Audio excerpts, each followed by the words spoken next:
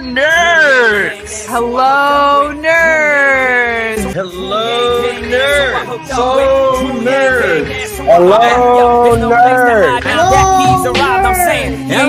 Now with this campaign, bang, dang, is and Drew, come roll with the Yang Gang. Hello, nerds! Hello, nerds! Jonathan Herzog is back. I think this is numero trace. This is I feel like there has to be a new call for it's like hello nerds again or some version of it that captures the essence of it. That's right. We need to have like little badges for how many times that you've been in the nerd zone. Well, welcome back, sir. How are you doing? Thank you. So good to be back here. Doing well. You know, we're all in the midst of this madness, this crisis, but we're doing as good as we can in our self quarantines. What's it like running for Congress when you have to self quarantine? How does that is it that different? Like maybe I guess a lot of it was calling and stuff anyway. Is it do you miss the kind of beating the pavement and door to door stuff? I certainly miss people a lot. But in terms of like how we actually win this thing and get it done, in many ways, tragically, this is right up the Yang Gang, lane in terms of digital online organizing, working remotely, being digitally savvy and native across platforms. So in many ways, like this actually plays to our strengths, that a sort of traditional campaign op with like a heavy kind of on the ground game wouldn't be able to as nimbly move into. But on a personal level, it's as we were talking about, it takes a toll. Do you find your voters are online? Like I guess a lot of them, what do the sort of, let's say 60 and older crowd do? Are they hanging around YouTube and Twitter and Facebook or what? Or they maybe watching TV, probably, I'm guessing.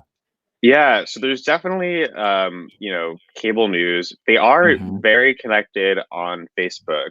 But I would say generally across the board, there's just a lot more content consumption, right? Because people are at home, they need something to do to pass the time.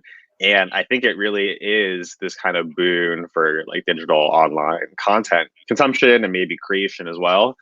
But definitely a lot of cable news, as you said. And also Facebook. Facebook is a very big source for political news. What's the local news coverage like? Are you able to get on the sort of the local newscast before the national newscast stuff? Any luck getting some exposure there? So in like true Yang Gang fashion, like Fox News has loved us and like and like some of the like more niche like Jewish news organizations have given us some recent coverage as well. And I think it's just the nature of the press and the media, like what bites first and then it just builds on itself. But yeah, I mean, Fox has always been eager to give the Yang Gang coverage. So what's that been like being interviewed on Fox on the Fox channel? Yeah, I mean, it kind of in many ways is similar to this process where you're sitting in a tiny ass cubicle, in this case my room, and you're staring into a camera, into oblivion, into the dark hole, and you're like, I hope this lands. Yeah. And it's I mean, it's very similar, like if you've just done any like Skype interview or Skype call where you're trying to actually stare at the camera. It's a very, very similar. Are you able to see the interviewer? No. That's terrible. Yeah, so you stare into this black box and then there's a TV screen at the bottom which shows what the like newscast is, like what the viewer would see. But the big mistake is if you look at the TV screen to see like what kind of chyron they're putting or like the like B-roll, then your eyes look like they're like down the entire time. So you have to like stare into oblivion and just seem like all is okay. Yeah, that's right, as if it's very natural. Yeah. And then I always notice for some reason, a lot of times they have like a long time delay, and you can tell the guest sometimes like they're waiting for the question to be read out to them. Have you experienced that? Or for sure, like maybe when they do the satellite stuff, like, you know, Meet the Press or whatever, you always feel like there's a delay. So there were so many weird things about it, but yeah, so you have like a little earpiece, like an AirPod essentially, just kind of like hit it in. And like a lot of times you can't really hear what they're saying, so you're just kind of like inferring and guessing, like, oh, you mentioned something. But yeah, it's like wild because the way you see it on a screen, you're like, oh, you know, there's two faces or there's a panel. A lot of times, and like they're actually all filming remotely too, and it's kind of done, you know, in like their little satellite locations or even homes sometimes too. So it's all the production that makes it nuts. Well, what it is. How's the campaign going for you? Like, what are you happy about? What do you want to see get better? Like, kind of I guess you're the principal, but you're also kind of like the CEO of your campaign. Like, what's your take? Yeah, I mean, campaign wise, like, again, like independent from the massive pandemic crisis tragedy that we're all going through, is going great. I mean, we just made the ballot, which is huge, which is massive. Congratulations. I remember we talked about that wasn't going to be easy, and you have to stay on it too, right?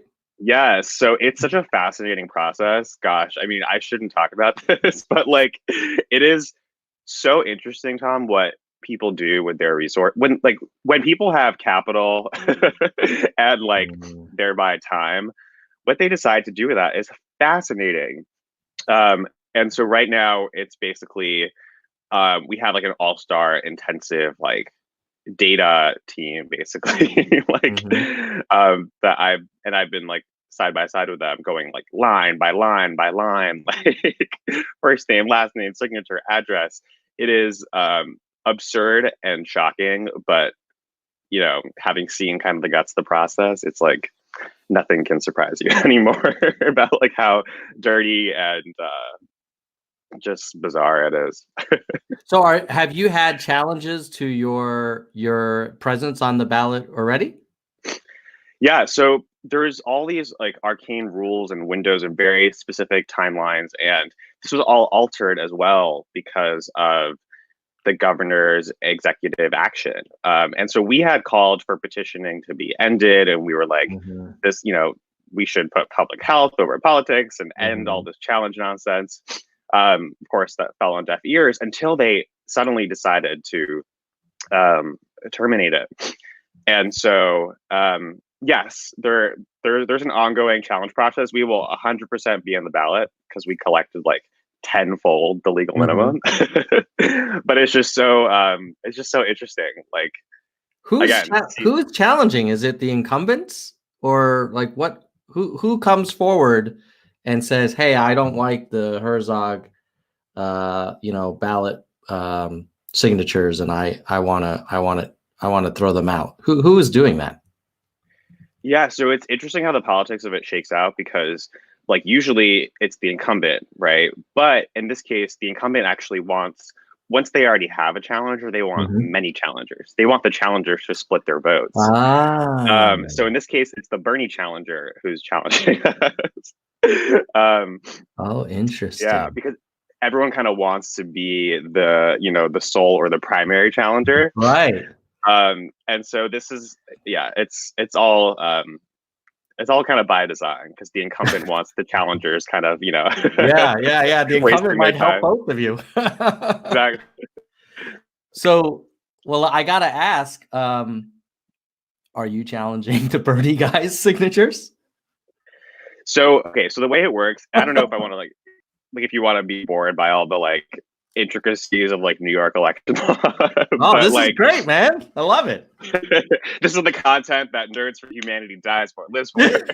It's not mainstream for humanity, man. Fair. No, and like honestly, I actually think it's like good to flesh out and air out, because like I want people to run. Like that's the whole goal of this. Is I want dozens, hundreds, thousands of people to run in districts across the country.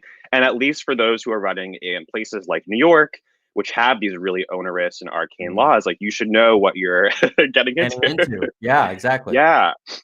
Okay. So I want to keep it concise as well. Basically, yes. So the Bernie challenger challenges us. We're like, all right, we will challenge you. Like a countersuit. Right. I mean, that's just, and then so they're going line by line. We're going line by line. This is ongoing. And it will end soon. But yeah, there's lots of other like parts of the process, but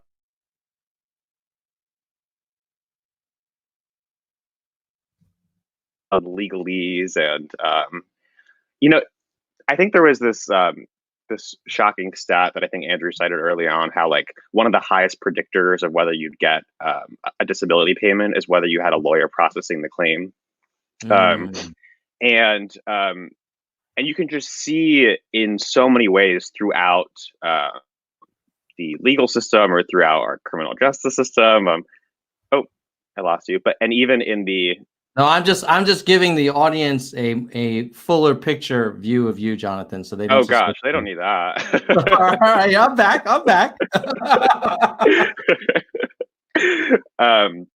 If so the you're ballot talking about in the ballot access and electoral process, how lawyers and the law and these deliberate institutional hurdles are thereby.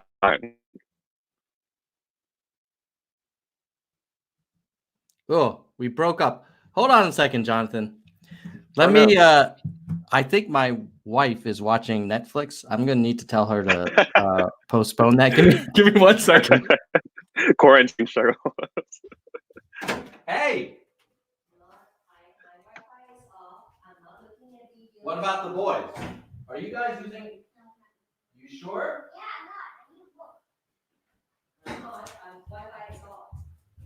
Are you using Wi-Fi? No, I'm not using Wi-Fi, baby.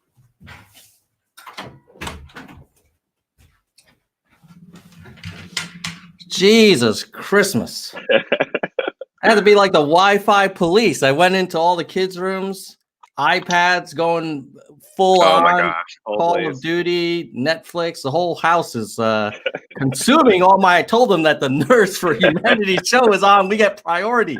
Humanity is on the line. Gosh darn it.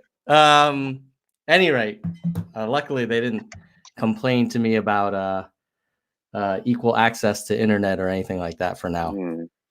So you're saying like basically you have to have all of this legal kind of resources to stay on the ballot, and it affects a lot of things. I'm curious, why not just go to the Bernie candidate and say like, look, dude, we're both giving each other a lot of grief. I have 10 times more than I need. I'm sure you have a lot too. Do you really want to spend all this time? Like, I'm not going anywhere. You're not going anywhere. Is that just not going to happen? Is that like not allowed, or can you even have a conversation with them about this? So the game theory of this is interesting, right? Because like, in theory, like we would all benefit, like the social welfare, like the public would benefit if there weren't this kind of tit for tat wasteful process. But the reality, and we saw this, in the presidential race on a much bigger scale, right, is, everyone until the last moment, right? Like until Super Tuesday, like everyone is going to cling on. And it's just the nature of politics, right? It's like it's a clash of visions. It's how democracy sorts out power and the allocation of resources and capital. And it's like the yanking has a vision, and there's a lot of institutional forces determined to forestall it. Yeah. And even so, now when you say institutional forces, the Bernie challenger doesn't come to mind. Like, I don't know who the challenger is, but like the Bernie kind of persona is very kind of anti-institutional.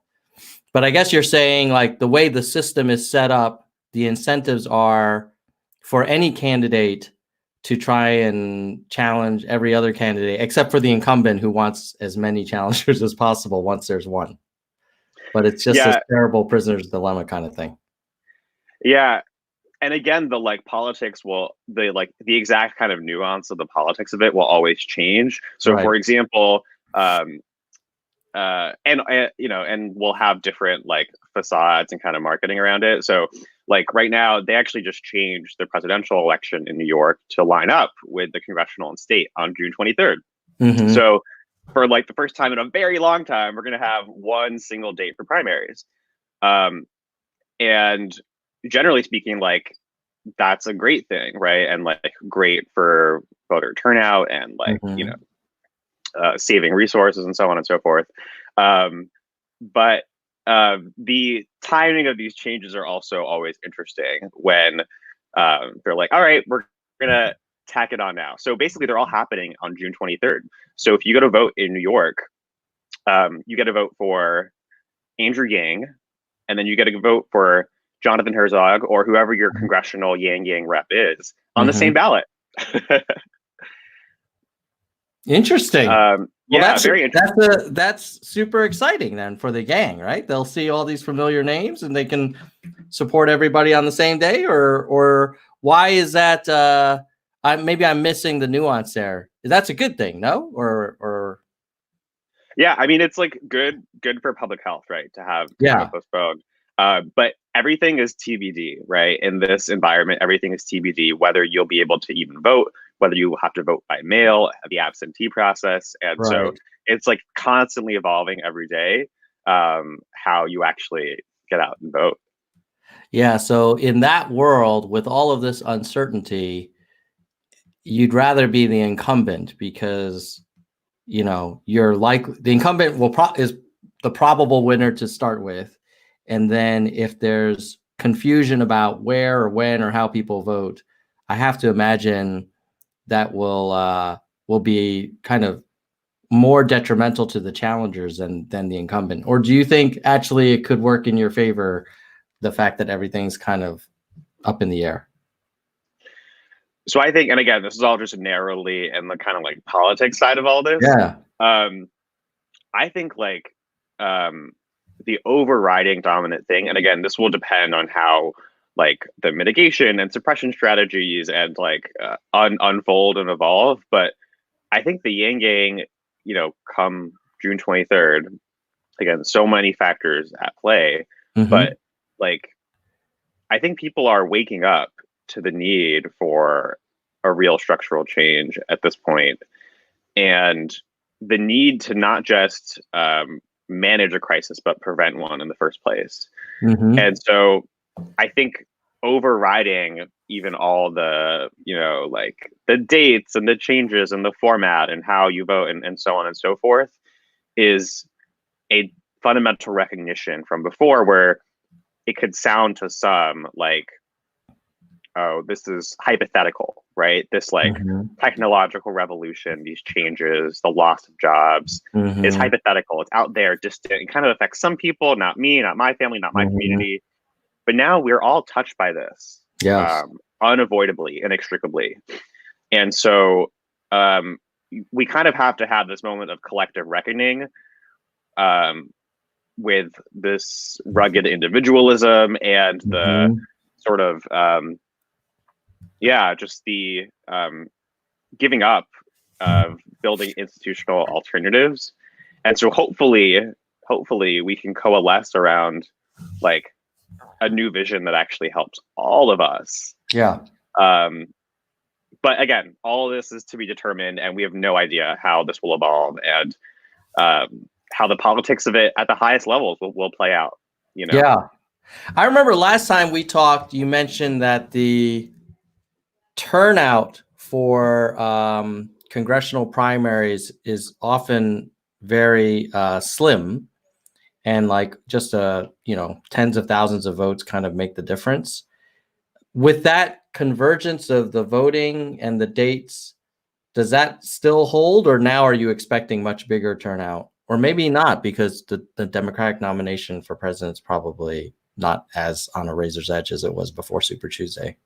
Yeah. So this is, again, like totally unprecedented. We don't know. Yeah. But to the point about the data and projections from at least recent cycles, we could expect like actually at a minimum like a 5-fold increase in the number of people who participate. So, or even like a 10-fold increase. So participation to the effect of like a congressional general election as opposed to a primary. Yeah. But as you said, right, like if it's only vote by mail, or you know, if the quarantine is in a totally different phase at that point, Right. you know, time will tell. Interesting. You know, if I were just playing kind of political gambler, I would actually prefer either the old way, where it was a very narrow congressional primary, because I think the Yang Gang is so fired up that we would probably be overrepresented in those kind of low turnout cases, especially New York, where I imagine there's some strength. But yeah, we'll see. Who knows? Maybe because of the Corona stuff and Biden being so far ahead, many people will just not bother. But then if the Yang Gang still is fired up for Herzog, then you know, we could get a surprise. I don't know. What do you think are good? What do you think is going to be the biggest driver to your success? Like, what are you spending most of your resources and time to do to kind of affect that outcome? Yeah, I mean, so it sounds kind of bullshitty, but like in like true Yang fashion of like, just got to introduce ourselves to more and more people. It's very true. And I think one of the things is over the coming like weeks, especially, is breaking into new alternative media. And so like, there's a lot of these like niche communities, like especially in the LGBT, like gay world. And then like there's certain like different press for different communities, right? Yeah. And like there's like an insta gay community, and then there's like a certain podcasting world, and a lot of it is just like really like a matter of introducing yourself over and over and over again, so that they become familiar, and like our vision becomes known, because we've kind of still been like siloed and kind of pocketed as the Yang Gang. And in order to do this, we have to be like Yang Gang plus. Like we have to have our core and then branch out and branch into like all these different worlds, and like communicate in their language. Like why, for example, a UBI would be especially transformative to them. And so that's the main thing, is like branching out and making the case directly in, like, for example, the sort of like gay world. Yeah. Like what % of your district do you think is gay that will turn out? Yeah. So it's kind of wild, but like, and the recent estimates were there's hundreds of thousands of LGBT people who live in the New York City metro area. Oh, in the metro area. Yeah, well, but like predominantly, mostly concentrated in Hell's Kitchen, Chelsea, West Village, Greenwich Village, which is like the entirety, like the center, lower west side of Manhattan. Yeah. And so the short of it is a fuck ton. That's a very precise number. Before I move on, I want to call out that Kristen Slevin, who is a big supporter of the Nerds for Humanity channel and was also a big volunteer in the Long Island Yang Gang, wants to thank you. Oh, thank you, Kristen. Hi, Kristen. Yeah, for you traveling out and volunteering on training on signature gathering. So shout out to you, Helen, Nahama, and Chemming or Semming? Semi, yeah. Oh my gosh, the Semming, good old days. We went out to Millville. So fun. Seems like ages ago now, I bet, huh? Yeah, it's true. It's true. So, in the spirit of getting to know you, I think a lot of people know you as, oh, that's that Yang campaign guy who then decided to run for Congress, and you're kind of known, largely relative to your participation in Yang 2020. But your life began before that, and so your initial life, at least, before you were born again into the Yang gang. So I was curious, like, could you tell us a little bit about, your background and where you grew up, and what your journey's been like? Totally, yeah. Well, thanks, man. Thanks for acknowledging I have an identity outside. Although it is questionable. But yeah, so I was born and raised on the west side of Manhattan, on the border of Hell's Kitchen in the Upper West. Parents are immigrants, and spent my whole life in New York except for 4 years when I lived in Alaska. And didn't know it then, but I guess that was first exposure to. What were you doing in Alaska? How does that work? I'm not sure. That's not a common pattern, Upper West Side to Alaska. Yeah, so my parents are immigrants, and so my dad got a job at like a military base out near Anchorage, and so we moved to Anchorage, and I became an Alaskan for a couple of years when I was a kid. Wow. So yeah, what was that like? Oh my gosh, like I like reconstruct memories from like photo albums, and so you would like cross country ski to school. Like that was not like a foreign concept when you would have 6 feet of snow, or like half your light, half your dark. Wake up, go to school in the dark, come back home in the early afternoon. It's dark.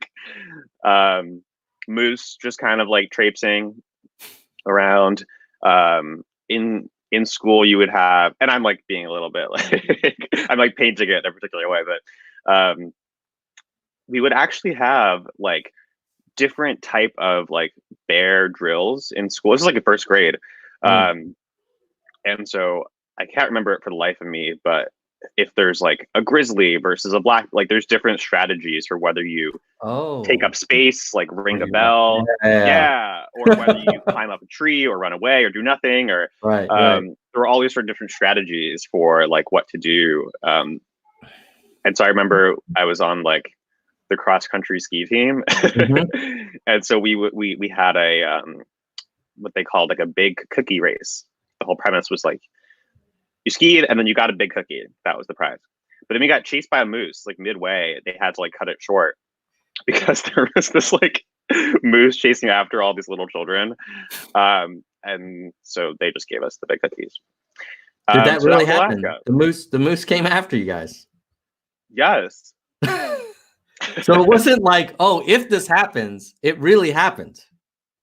No, literally. Like we were in the middle of like this very, very serious cross-country competition.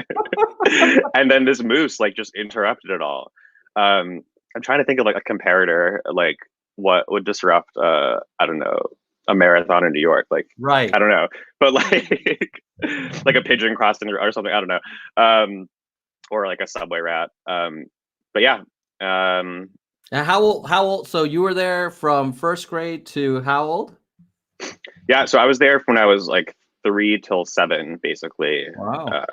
Yeah, I'm trying to draw upon other stories from it, but doing cross country at that age, cross country skiing at that age, that's pretty. Is that they do that? That's how they very roll. Amateurish, not talented at all. Though I did win. They had like this like science fair competition, and so like one of the tasks was an egg drop. And I won the egg drop competition. It's very exciting. In true nerd fashion. You're too young for Model UN at that point, but I'm sure that was on the you're getting ready for that too. What was that like as a New Yorker in Anchorage? Did the folks was that hard to kind of integrate into the Anchorage community, or what was that like? Or was it mostly people from the base, or how did that work? Yeah, and I think this is definitely like a through line, at least in my upbringing and experiences. Always somehow, somewhat feeling like an outsider, and like whether that's like as an immigrant or whether that's as like a domestic transplant, like in the country, or even in my own family. And so I think there was always like multiple layers of feeling like somewhat of an observer or an outsider on some level. On another level, it was it was a joy as a kid to like like live the Alaskan life and just the nature and the beauty of it. Yeah. And then before we move on to after Alaska, I just want to say thanks to Nell for the Oh, yeah. Thank you, Nell. He's supporting the channel. I think we are trying to keep this thing going. I'm enjoying it. I just paid our Spanish audio dubber for the Evelyn Yang Spanish version videos. I was planning on going all the way till Milwaukee with the Nerds for Yang thing, but obviously, with the switchover, maybe if we get enough funds, we'll have some Herzog Spanish language interviews. I love it. So from Alaska, then what? Did you come back to New York, or did you go somewhere else? Back to New York, yeah. Upper West Side again, or elsewhere? Yeah, so we grew up in like what's called like a hospital housing on like the mid to Upper West Side, and then we literally came back to the same building just 4 years later. Why do they call it hospital housing? I've never heard of that. Yeah, it's basically where like if you're like a resident or something at like the nearby hospital, you kind of live there. And it was just like basically everyone around you is like wearing scrubs at all times. Got it. And so you've been basically, and then you stayed in Manhattan until you went to college, or? Yep. So graduated from Hunter College High School in New York, and then moved out to Boston for college. Yeah. And what did you study up in Cambridge? In Cambridge, yes, I studied psychology, and then went to business school at NYU Stern, and then went back to Harvard for law school. And how do the folks in the Upper West Side feel about those institutions? Is that something, there are parts of the country where, you wouldn't use the H word to describe any association. Oh, I know it. Went to school in New England. But so what is it in the Upper West Side? I would imagine maybe they're like, yeah, okay, that guy's probably worked hard. He's probably no dummy. Or do you feel like you need to just focus on the policy and less on the bio? Yeah, it's super interesting, or somewhat interesting, because when I was moving out to Iowa and kind of dropped everything, I definitely had the sense of like, I am here to verbatim deliver the like, dicta from above. And like, but in Manhattan, especially in the 10th district, which is like disproportionately young professionals, highly educated, disproportionately so, with like all sorts of pedigree and whatever. It's like they like that shit. Now on my end, it's like a little bit ironic to some extent, because one of my biggest takeaways from being in the guts of these institutions and like one of my biggest takeaway like from them is how they will not be our saviors. How our answers and our solutions to the biggest existential crises we face like will not emanate from like these dominant institutional machines. But to the extent that they resonate and give people in New York in particular a sense of safety and familiarity and credential around them, fantastic. It's a great bridge to then suggest that like we need a new vision, we need a new alternative, and look, like, here's the guy who graduated first in his class at Harvard to tell you that Harvard is not the answer. Like, here's like, and so hopefully that's like a level of, and has been in my experience, where people who may otherwise not listen to our message on like the Upper West Side of Manhattan will be like, oh, like you went to these institutions, so maybe that's some level of credence. Now, Jonathan, did you reference the graduating, like the phrase, "Oh, hey, you graduated first in your class from Harvard, you understand," that kind of thing? Was that sort of a metaphor, or did you graduate first? I actually did. Oh shit! Oh, dude, nerd cred. Right. Wow. But see, this is the thing, is it's like kind of like total utter bullshit, right? It's like, it's just like a proxy for literally nothing other than like the thing itself. But like in like particular neighborhoods, it's like, oh, okay, that means something. So yeah. Well, I would imagine you probably showed up to at least most of your classes and worked pretty hard. I don't think they gave out, I don't think that's just given out at random. That accomplishment. Yeah, and again, what's that? Are you going to be humble, or I mean, you must have worked your tail off. Yeah, I mean 1,000%, and I just put the shit out there, so out with the humility, right? But I think to me, like it is very important to convey, because like, again, the like modal median person who is in the West Side of Manhattan is like the young professional who went to an elite private university, and then went down the track that Venture for America, for example, was like designed to change and designed to avert. Which is, went to an elite private university, maybe went to go consult or at an investment bank or be a paralegal for 2 years. Maybe went back to get a master's in business. Maybe went back to go work in private equity or venture capital, or any of these sort of like tracked professional capital churning institutions that in large part and in many ways don't create value. They don't create new enterprises. They don't start new businesses. And a lot of times are like dead miserable doing it. Now, a lot of this is like pretty taboo to say, but part of what again like gave me such certainty and conviction and like urgency around Andrew and his message and solutions was seeing this like firsthand, and not just like any, the data on its own is compelling, right? What do these people do, and like what are the outcomes for our economy and for the policies and the financialization of the system. But when you see it firsthand, it's like, oh my gosh. Just on a human level, it's like a sapping of like human potential and like joy and like creativity and just like collective just kind of experience and like interest beyond the self. And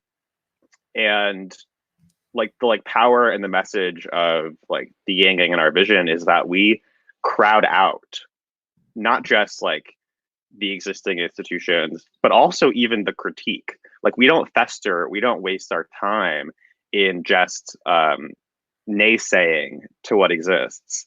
Like Andrew and like our vision, it offers an alternative, and that is the power of it. Is it's crowding out all the negativity and the diagnoses that offer no solutions. That's some deep stuff, brother. let me play. I'm going to play devil's advocate with you for a second. Before I do that, I want to thank Jeanette Waverly for a super sticker. And I also want to let all of the folks know, first of all, thank you everyone for supporting the Nerds for Humanity channel.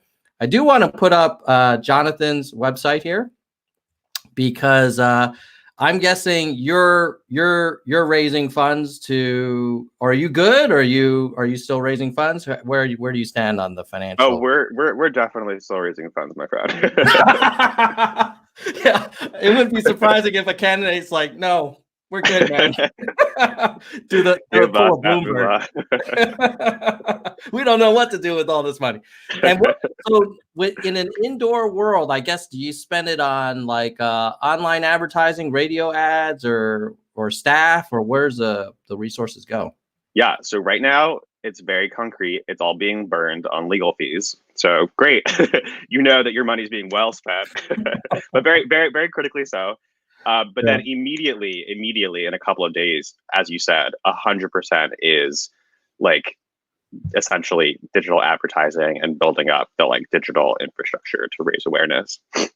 Right on. Well, Nell says that he's going. Oh my gosh. He's going to put a Benjamin towards you. Wow. So that's awesome. So let me just play devil's advocate with you for a second, because I'm guessing there are probably classmates of yours who are in banking and are in consulting and are in private equity.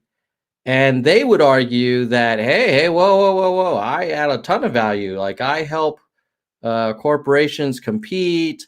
I deploy capital to the best opportunities that generate economic growth. What they do is incredibly hard and sophisticated, yada, yada. You're making it sound like there's these, soulless, suits just kind of like walking or like sleepwalking through life. Okay, so I guess the first thing I'll say is this is in large part, I think why and like power to Andrew's, like, he doesn't engage in the critique, right? Mm-hmm. He just engages in offering an alternative, right? Because I think he put it so well in like his Times interview with Barry Weiss, mm-hmm. Where basically the like mainstream media will constantly obsess and will publish any headline if it relates to like Harvard, right? Mm-hmm. And we'll ask questions about that as if that's a proxy for like education writ large. Mm-hmm. And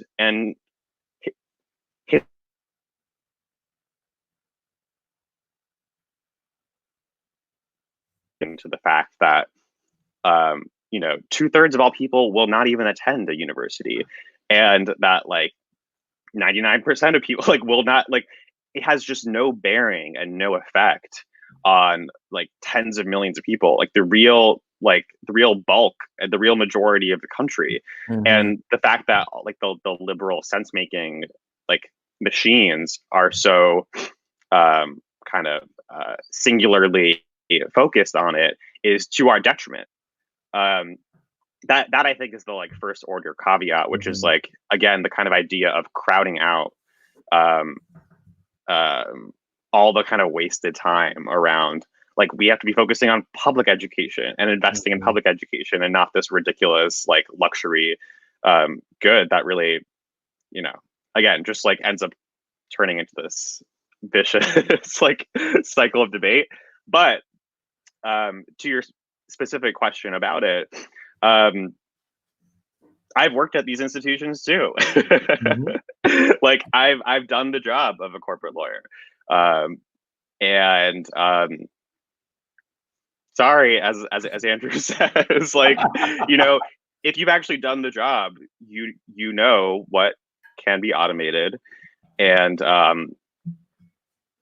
certainly corporate law, as an example, is a field that is highly, highly susceptible to automation, were it not for all sorts of regulatory barriers in particular. All right, so while we're having like this fun devil's advocate interview, at least I'm having fun. I feel like we're straying away from our message. I know, but it's an interesting conversation. Like, I could imagine someone living in Manhattan saying, hey, whoa, hold on now. Like, I'm highly vested in this system as someone who you're asking me to support you for Congress. I worked hard to provide amazing resources for my kids, which will likely set them up for high probability of admission to some of these elite institutions. And, I got to look out for my family. Like, this is just how the game works. Like, why should I, kind of throw the table up, especially when me and my neighbors are kind of in the pole position to do okay with the system as it is. Yes. So a couple of takes on this. One is that like the Freedom Democrat vision, the Yang Gang vision, the beauty of it is its rational populism that doesn't involve scapegoating anyone. Mm-hmm. I'm just sort of being like glib and like open with you, but like in terms of how like this, like to be in favor of, let's say, a universal basic income or public financing of elections or ranked choice voting or term limits or universal healthcare, you don't have to be opposed or point fingers at anyone, right? You can just be in favor of creating better systems that work better for more people. That's sort of the beauty of the proposals, and the health and the sustainability of this vision is that it doesn't involve, to your point, like using blame and guilt as a political tool of to their end. It uses like, it's radical, but it's like hope and like the aspiration of a better alternative, as opposed to like vitriol and finger pointing. But I think like I think the thing I'll say is like I get it, right? Like I came into the system, right, like trying to reverse engineer it, and I'm like, what the fuck? Like, what is this SAT system we have? AP, like all of these things, like I felt like I had to kind of reverse engineer because I was like, okay, I'm new to the system. I'm kind of the guinea pig. Let's take it at face value, right? Like take it for, for how it's proclaimed to be. And so you reverse engineer, and you go on through it. And then you begin to realize that, even the people who are supposedly winning feel like losers in this system. And for example, like the sky high, rates and surge in anxiety and depression and suicidal ideation doesn't really discriminate across even socioeconomic lines, right? It's like affecting everyone. And that sense of aimlessness and purposelessness, and like having conviction that what you're doing is like a boon to others around you is like, again, by the data, like beneficial to yourself. So I get, so the main thing I'd say is like, I get it. But when you run through the system, and you realize that not only are the losers losing big, but the supposed winners aren't even winners themselves. Yeah, it's a little bit like sometimes you hear people say the celebrities in Hollywood, on the outside, they seem like they've got it all, but sometimes they have a ton of issues and struggle as well. And similarly, maybe the partners at Goldman on the outside seem like they've won the lottery, but they may not be happy, or at least certainly a lot of the partners at the law firms. I think one central difference is like, again, like, are you fighting to raise the floor or lower the ceiling? And the like power to me of what we're doing is we're fighting to raise the floor, to empower people with agency and freedom to like become fuller versions of themselves. And I think that to me is just like, just magic. Like that is just incredible.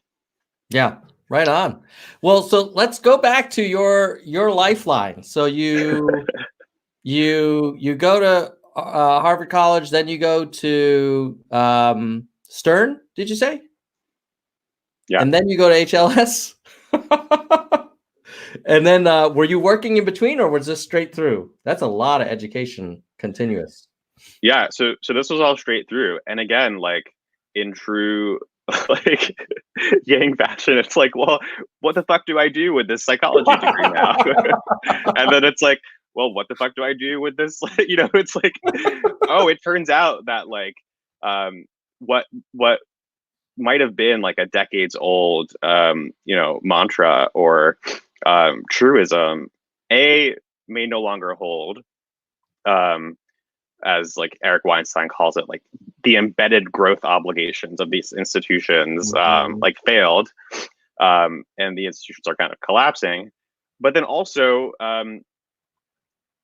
any of the work that that you should or kind of could be doing with these degrees was just like soul sucking. Yeah, it didn't add value to others, didn't add value to, so it's like, what can be done? Yeah, it was really like a quagmire in many ways. Well, hopefully we can get you into DC and you can do more impactful work in Congress. Although I also feel like a little bit like, man, that's not exactly the most soulful place in the world either. Like, have you thought about like what's your vision for, let's say you get to DC, you get elected to Congress, like what do you want to do when you get there? Yeah, I mean, the goal is like get what we are committed to do done, right? So what I'll be doing over the next like 3 weeks is literally sitting down and drafting like the Freedom Dividend Act, and like a whole series of bills, because they just have to be written on paper so they can be like drafted and sponsored. Like the goal is to get the bills passed and get it done and then get out of there. Very, very simply. And I hear you. And I think it's more about like creating the systems and the incentives in place so that like so that we can build like our like soulful lives ourselves, right? It's not like government will do that for us. It's that we can create the systems in place that like it is more responsive to and accountable to, and like lets us build and do the things that we want to do. So yeah, get in, get out, draft the shit, pass the shit, and then who knows what, like build something else. Like, yeah. You know what I mean? Like I feel like we're all kind of builders by our nature. Yeah, that's the goal. So Cravath or some white shoe firm is not in your future. Is not high on your list. That's a no. That's a hard no. All right. Nell has a question. He wants to know how you see UBI working on a local state level as opposed to a federal level. Is it different? Is it the same? Hashtag Herzog 2020. I love it. Yeah. So I think the priority and the biggest impact is on a national level, in part because if you only implement it in, let's say, a city or a municipality or a state, then you create all sorts of perverse incentives around that. And also just like the financing mechanism, like implementing it as a broad-based consumption tax across the entire country. It's just much more powerful, the multiplier effect of spending on the economy, and the feasibility of implementation. Like we only have the resources and the capability in the federal purse, in Congress itself.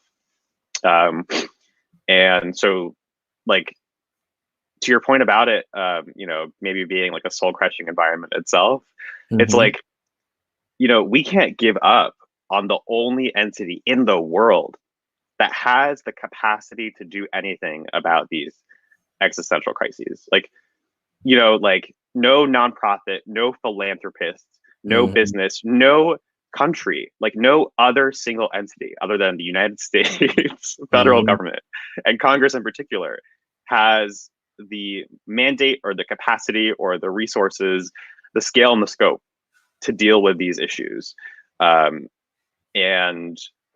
that's in part why it's so urgent. Yeah. Well, speaking of what's going on in Congress, let me ask you, what's your take on this stimulus package? And I'll share on my screen a little data visualization because it is the Nerds channel. This is where the $2 trillion went. A lot of it went to corporations, small business loans. Direct payments to families is looks like about 15%, but then if you add unemployment insurance, so it might get up to 30% between the two of them. And then 300 billion in tax cuts, and then a little bit for hospitals, 126 billion. When you looked at that bill, if you were in Congress, would you say, well, I think it could be improved, but I'd still vote for it? And then if you would have had a say in how it turned out, what would you do differently?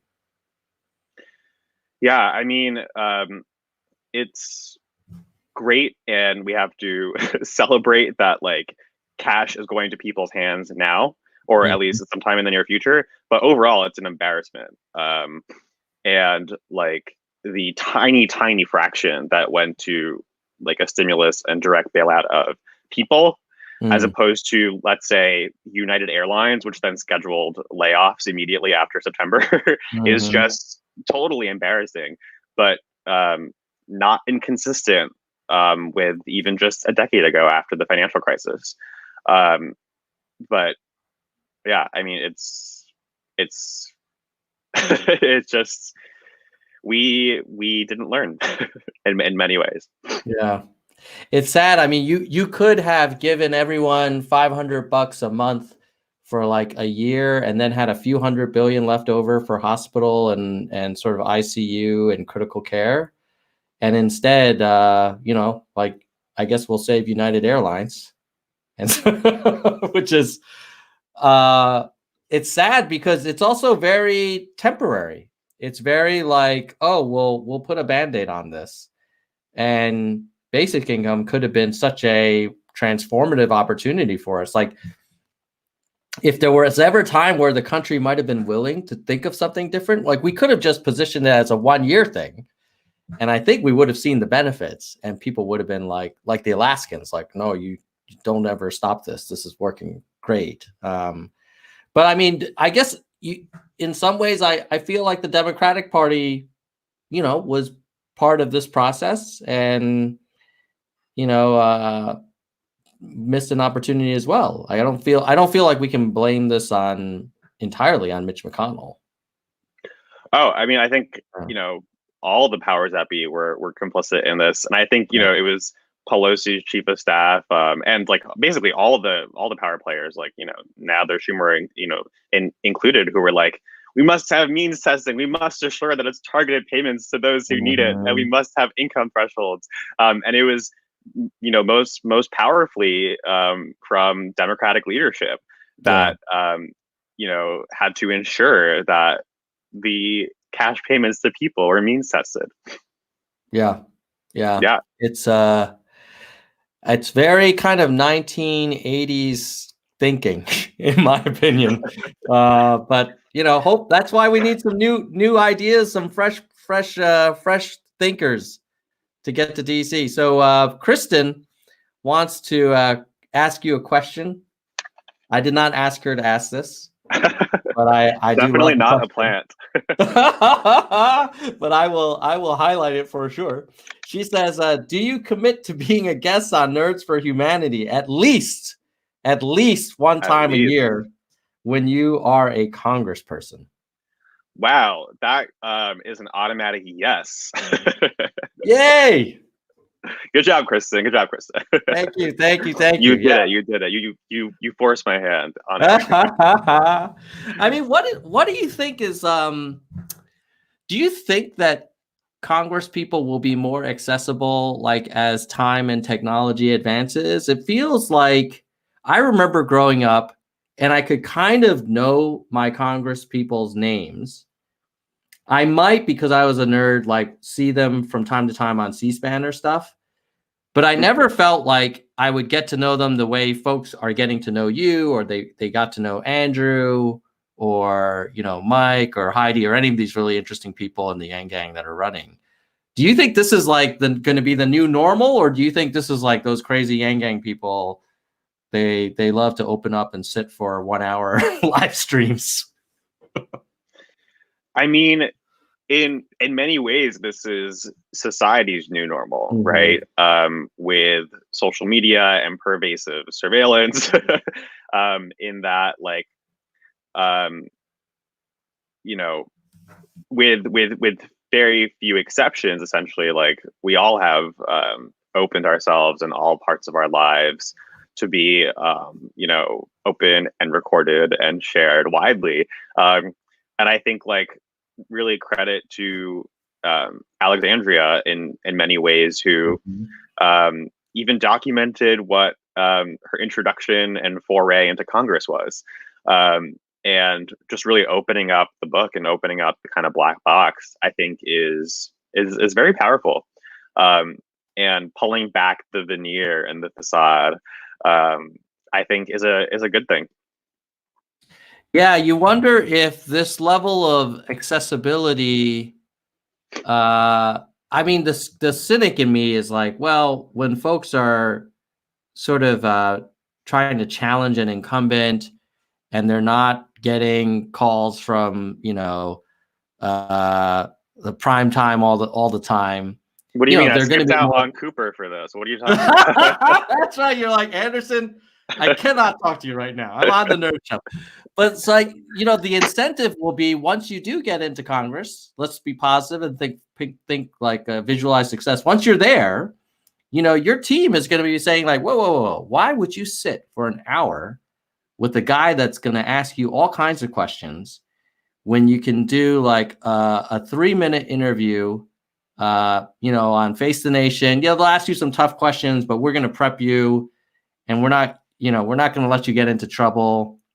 You sit with an hour with Tom, you're going to talk about Alaska. You may mention the moose thing, or, you're going to piss off people who did go to Harvard and now they're not going to give money because you're kind of like taking away the elusive brand value, blah, blah, blah. I mean, because you are putting yourself out there when you have these long form conversations. How do you think you'll resist the kind of the game theory of it, which is like, well, what do I gain by putting myself out there? I'm already in the Beltway now.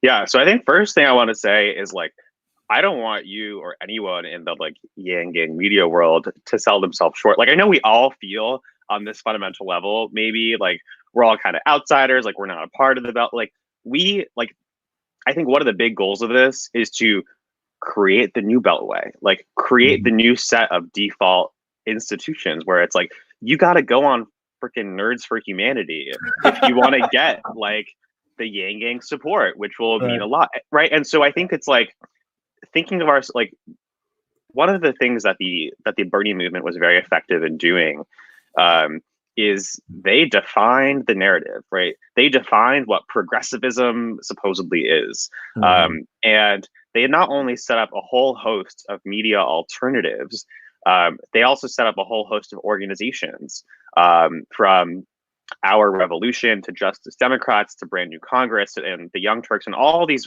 platforms that provide endorsements and resources and credibility, institutional know-how, and made sure that people fell in line, right? Like, you had to endorse the party line. You have to endorse the Bernie agenda, banning private insurance, $15 minimum wage, federal jobs guarantee baked into the Green New Deal.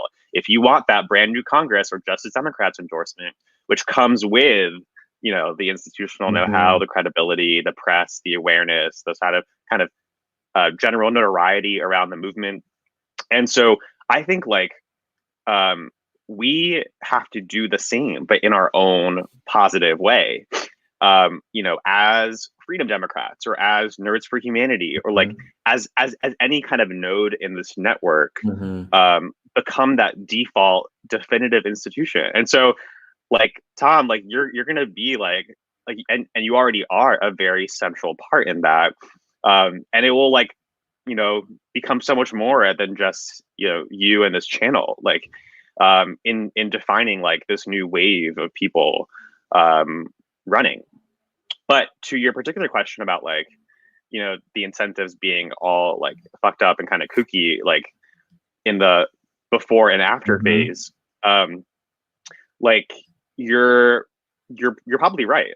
I think the one thing is that there is, just in the sort of, strict incentive game, like an incentive to maintain consistency.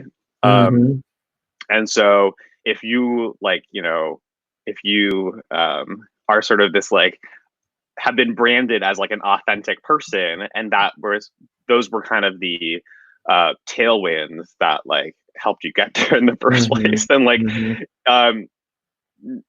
like that's like a pretty shitty thing to like abandon. But B, you're probably not going to do very well if you suddenly, change course. Yeah. Now, of course, like, has it been done before? Is this how people entrench their power all sorts of ways? Absolutely. But yeah, I guess a lot of it comes down to trust. And this is also in part why we need to have term limits, and why, we have these cyclical elections where we get to reassess, like, did they live up to their promise? In the case of congressional seats, literally every 2 years. And we do have you on video pledging to come on the Nerds channel once a year. Here's the next question from a Jack Ryan. What gives you such confidence that we'll make it through without a collapse? Like, what's your take on, it is a scary time for the world. And it's not clear what the end game looks like and how we get there. What's your thoughts on getting through this? Because things were kind of looking dangerous before COVID, and now with COVID, plus all of the previous kind of challenges we've had as a country, it does seem a little bit scary for people. What are your thoughts on how this all pans out? Yeah, I mean, it definitely is a very scary time. But I think having Yuval Harari's kind of very long, like centuries and kind of millennia long view is helpful in this moment, or can be in contextualizing it. I mean, even, and it's very familiar to the Yang Gang, because we talked about the Spanish flu so many times in the context of our declining life expectancy. But this was in an age without even like antibiotics and like the level of medical care that we have today. And that's not to say like this pandemic is not a crisis and will tragically kill so many more people, in part because we didn't heed like the recommendations for suppression early enough. But like literally a century ago, we went through the Spanish flu, just in the context of the pandemic, alone, and that being this source for systemic collapse. But I think, like, the crises that we don't have maybe precedents for is, for example, climate change, or like the bioengineering automation revolution, or a real kind of nuclear fallout. And so like this particular pandemic is tragic and terrifying and a crisis unto its own. But we do actually have pretty good data and like know from history what to do and how to contain it until a vaccine is developed. Yeah, just for the viewers out there, if you're really worried, I have one silver lining or one positive data point. So I live in Switzerland, as a lot of people know, and we're just north of Italy. And there was a lot of transmissions from Italian workers who would come into the Swiss economy daily for labor. And last the last few days we've had fewer new positive test cases than previous days. So there is a pattern where you hit this peak and then it starts trailing off a little bit. And I feel like every country will have the same kind of apex and it'll come down. I will say that here they implemented sort of the lockdown and the work from home stuff pretty soon, and they were pretty proactive about it. And obviously, the U.S. right now, it seems like it's definitely a very American approach. It's very federated. Let the local states make their calls, that kind of thing.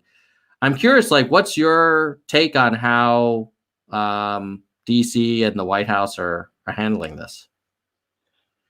Yeah, I mean, not ideal. And I think we even have data of like right now. You don't even have to look like a century back. If you look at Singapore, Hong Kong, Japan, South Korea, like we have examples and models for right now what suppression, contact tracing, and like widespread testing and resourcing and funding of like personal protective equipment, like what that can actually do in preparation for a pandemic. So like you don't even have to look back historically. Like we just have to look at other parts of the world that are managing this now without the sort of catch up that we're playing, in the United States. Yeah, it is sad. I mean, I think here in Switzerland, they were using the German tests that the WHO was recommending for weeks and weeks and weeks. And I don't know why the US, we decided that we had to do our own. Like you could use the German ones while you're developing the American ones. Like I'm all for superior American tests, but like why wait? Right? Seems strange. By the way, I know there's some Trump supporters in the Yang Gang, but I gotta show you guys this. This was just a few hours ago. This is a tweet from the President of the United States. Have you seen this? I did not see this one. Just oh God. Like that's a real tweet. That's a real statement from the President of the United States in the middle of a world crisis. And he's talking about how his press conferences are challenging the ratings of The Bachelor. Like, of all the things he should be worried about, I would say, do we have enough ICU beds? Do we have enough ventilators? Like, how are we thinking about the spread? And not about how people are tuning in. And by the way, they're kind of a captive audience. Like they want to know what the hell's going on. So I'm not sure, but that's it just blows my mind that we've come to a place where our leadership is spending time talking about, and that was one tweet. There's like multiple other ones, then comparing it to other shows, and it's just remarkable. Now, I will say, you living in New York, you've got an interesting governor who's taking a different approach. What's your sense of how Cuomo is doing? Yeah, so there's certainly. Sorry, I hear my left ear is like dying. This happened last time too, Jonathan. Man, these nerds interviews are too long. We take all your battery.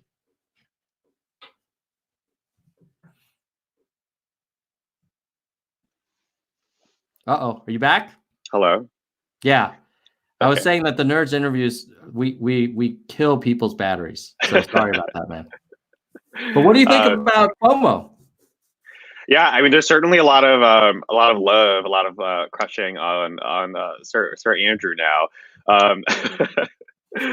But I mean, everything's relative, right? And so by comparison to like our president, any form of leadership and insistence that this is a serious crisis is fantastic, and like a data orientation and like a science like objective truth sort of orientation is all fantastic. But I think the kind of love is maybe a bit overblown. But like again, in today's context, like any sane sort of executive leadership at this time is like definitely appreciated. Yeah, it could be, you know, if you're in a really bad relationship and, and then you see someone else and you're like, oh, this person is amazing. There could be some of that going on.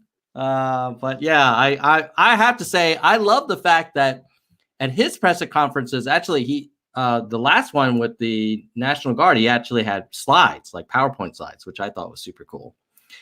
And then secondly, like he's not afraid, Cuomo is not afraid to actually use numbers. Like we need this many respirators. We have this many.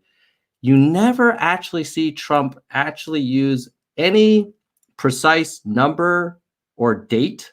It's always like, oh, in a period of time, or it's coming very, very quickly, or we've shipped millions of pallets, and then but he doesn't talk about like, well, how much do we need, and how does that, what's the difference between how much we're sending and how much is required? Like he doesn't really go into the details, and so that's so different than obviously Andrew Yang, when we used to watch that guy kind of spit out like 50 statistics per minute kind of thing. But hopefully we'll get through this. Nell has a question for you about AOC.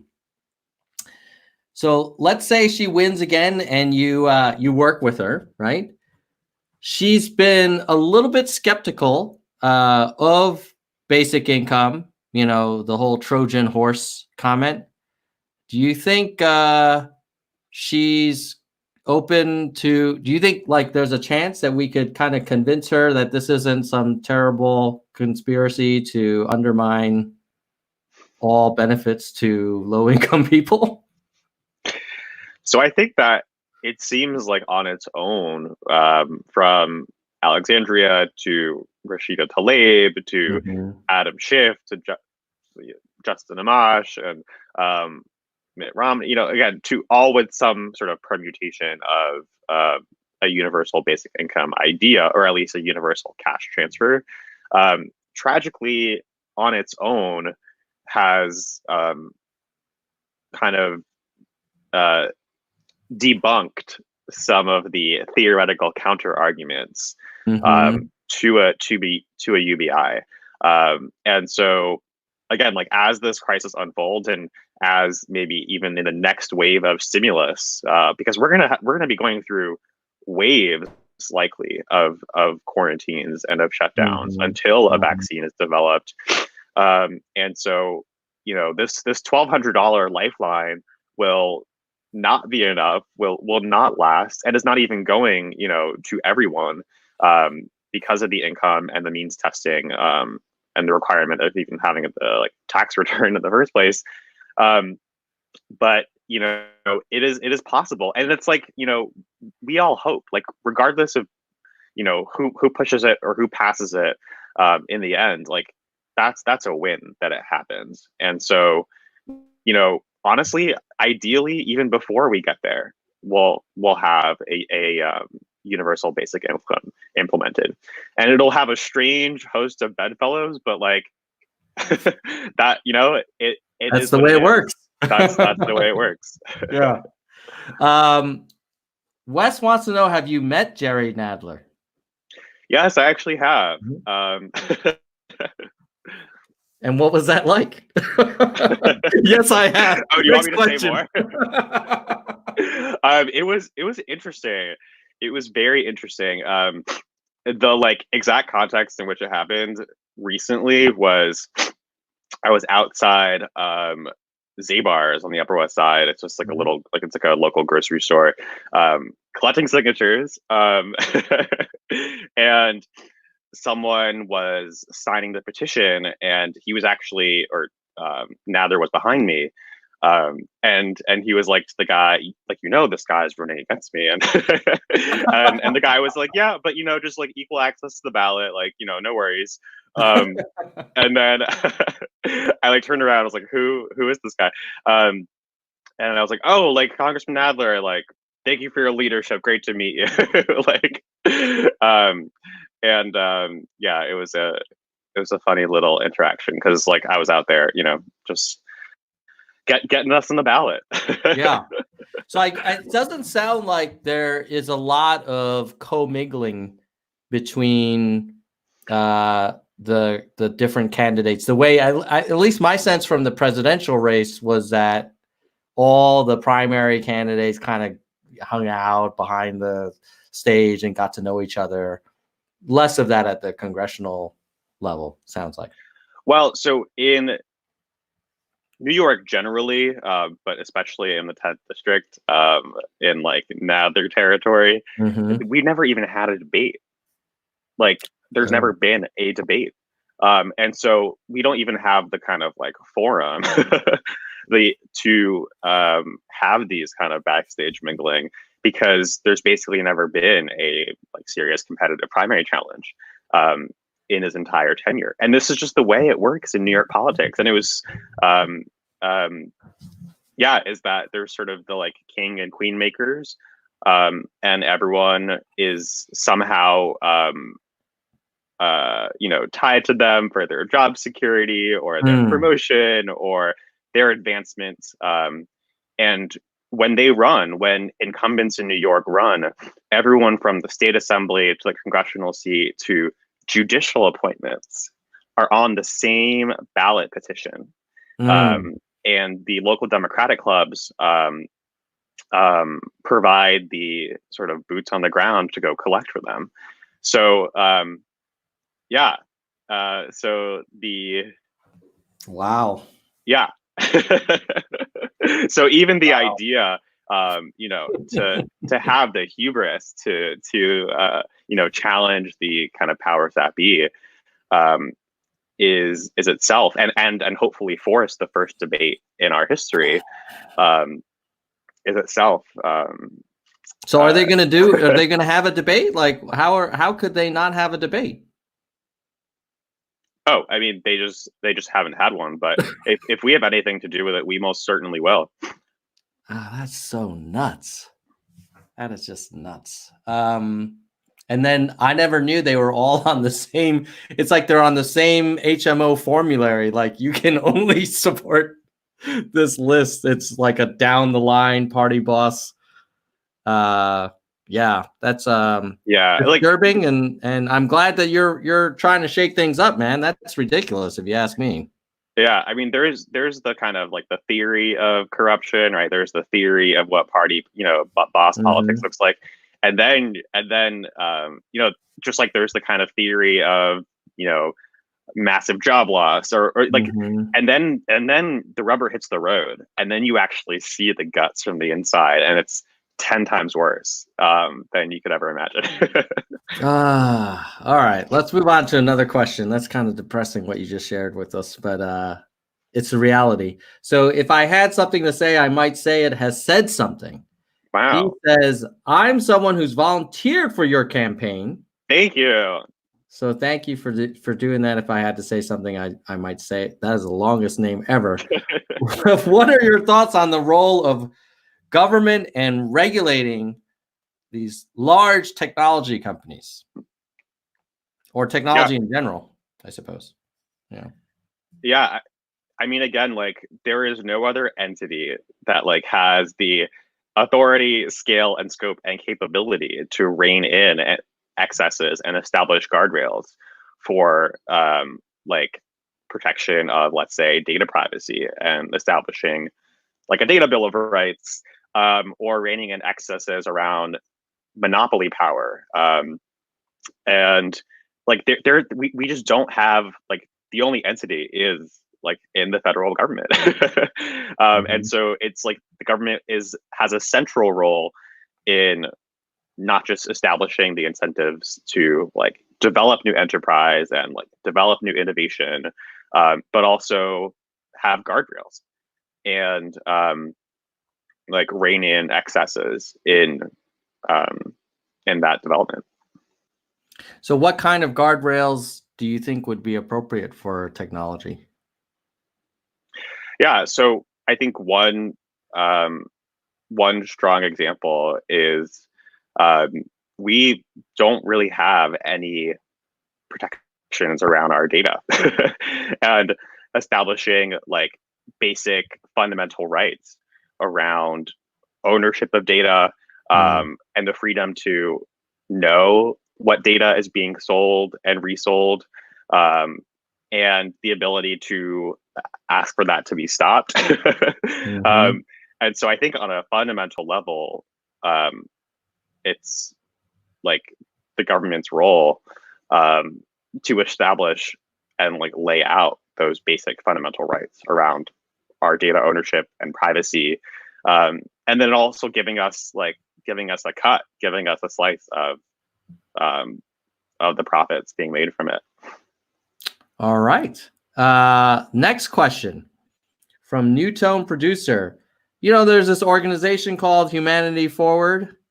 I'm guessing like an endorsement should be forthcoming, but I haven't heard it, so I'm curious. Like, what's the story? I haven't heard it either. I don't know. I have not heard, but I love it. And thank you, Justin. Have you been in contact with them? No, I have not. Interesting. Now, I just got to ask you, like, I'm guessing you are on good terms with the Yang 2020 campaign. I mean, you were part of it. Like, do you feel? Yeah, no, they're. Is it just like they're doing their rollout slowly and they'll get to you, or? Yeah, I think that. Yeah, I mean, I think the rollout is kind of happening as it happens, and like, you know, we're also running like we are running in like Manhattan against the chair of the Judiciary Committee, against the number 2 Democrat in the country, who is the face of the impeachment proceedings. Yes. And so I can certainly understand, like, you know, taking one's time to like, you know, dip the toes in that, in those political waters. But yeah, no, freaking love the, you know, everyone who's like on the team. You know what, man? If anybody in Humanity Forward is watching this, if there isn't support for Jonathan soon, I'll be really curious about like, how are they making these decisions? Because yes, there's one angle, which is you want to go for races you can win. But I think Andrew made a good point when he was on this show just like a week or two ago, where he was like, there's also productive losses where you're bringing a message out and you're bringing a perspective that hadn't been heard and you're playing the long game. And gosh darn it, like I feel like, Jonathan, if I had the fantasy team, you'd be on it. You'd be like one of the guys that I'd be like, yeah, I want to see this guy in DC. I mean, I love Jermaine Johnson as well, and I like Mike for Kentucky as well. Like, I think there's tons of other Yang Gang candidates, but you guys, I think, are really strong, and I love your mind, and I love the fact that you're making a case with a high level of credibility because you have every advantage to profit from the system the way it's set up today. You have all of the credentials you need. You know, you could live a very, very comfortable life. And you're basically calling BS on it and saying, you know what, the emperor has no clothes. Like, it's great, I've got the sheepskin, but like it's really not that special. And moreover, for everybody else that's spending all of their time in this kind of archaic structure, like striving to get this artificially finite number of seats at these elite institutions, to take these finite number of jobs at these supposedly like the only industries you can work in. I mean, you're calling BS on it. So you're a little bit, I feel like you and Andrew are kind of these Paul Revere characters, and that's important. So hopefully, folks out there, if you haven't already taken a look at Herzog2020.com, I really hope you do. I hope you consider supporting his campaign. And I feel like this is also a long game. Like whatever happens, like let's give them hell, but also like this is not like if it's worth fighting for now, it's going to be worth fighting for over several years. And like people used to make fun of folks who were talking about environmental protection or consumer protections, like in the 70s and 80s, and now we take some of that stuff for granted. And hopefully this will happen sooner. But really appreciate everything you're doing, Jonathan, and spending so much time with us. Is there anything else that you wanted to share before we wrap up? Yes. Well, first off, thank you. Thank you for what you're doing. I know this is like so hard to, to keep up and to regroup and just keep the same kind of energy and passion and like journalistic integrity that and like, again, like I really don't want, you and everyone in the Yang Gang media world, like, do not sell yourselves short. Like, think about like if you look at, again, all the kind of Bernie crap media from Chink and Michael Brooks and, even Crystal and like just this entire apparatus, like they take themselves very seriously. Like they are the arbiters. They are the litmus test for whether you are progressive or not. I think that we have the data and the reason kind of behind us, but we have to also learn from how they've really paved this lane and defined this narrative, right? They have claimed space. And similarly, like we have to claim our own. And I think that's in part why, this, the idea of like this wave of freedom Democrats or even freedom Republicans and freedom libertarians and like all sorts of people running on the humanity first agenda is so important. But I'll say one thing to your point about, productive losses and so forth. Like I would not have done this. I would not have like gotten into this race if I did not like see a very, very clear path like in the data to win. Because I agree with the concept, but like let there be no ambiguity. Like we can fucking win this like on June 23rd. Absolutely. Like there is nowhere else I could plausibly do this, run and win. But like, to your point about, I mean, really like a lot of this, and this goes for Yang Gang running anywhere. Like you have to be of, by, and from the place where you are running, right? And like, I am very much like of, by, and from the place I am running. And like, like, especially just like all these, like, we have a very, very, very clear path to actually winning this thing. And especially with like the data on turnout in congressional primaries, like, I just don't want us to kind of lose sight of this. And again, it is a numbers game nationwide, where like 100 have to win for a handful to kind of make it across the finish line. But again, that just goes to the point and the importance of like Freedom Democrats running up and down the ticket across the country, and putting up wins on the board. Because right now, when Justice Democrats run someone, so for instance, they just had Marie Newman who won against Dan Lipinski in her primary, or even when they have Jessica Cisneros who narrowly lost by a couple percentage points in Texas, the establishment sends millions, tens of millions of dollars. They send their biggest, party campaigners out there. They fear. The reality is that like nothing changes in politics unless there's incentive to change it.